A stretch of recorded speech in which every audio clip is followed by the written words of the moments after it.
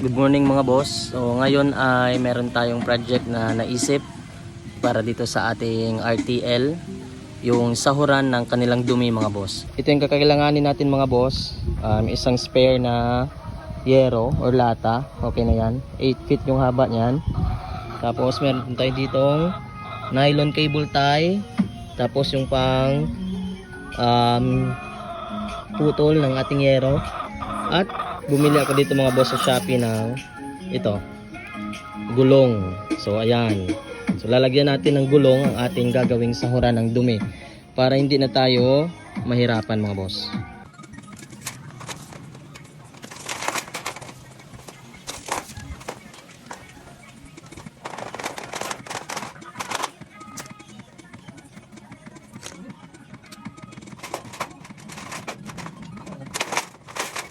What? Huh?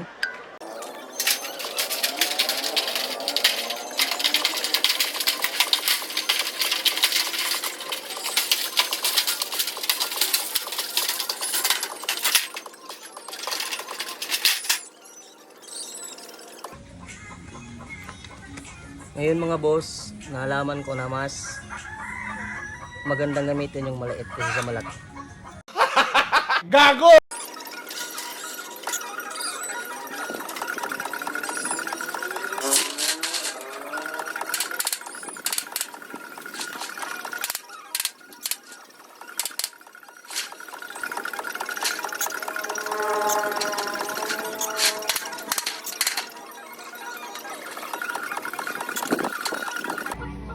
So, ito na mga boss ang unang gulong niya. Ayan. Hindi na nga pala ako gumamit dito mga boss ng mga riveter at iba pang mga equipment kasi nga ito na yung pinagpasyahan ko na gamitin, yung simpleng na tie wire at yung bubutasan na lang ng mano-mano ng ating pako.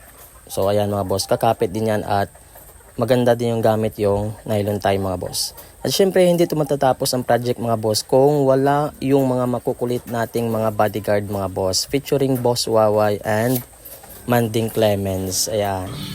Ito na mga boss yung finished product natin.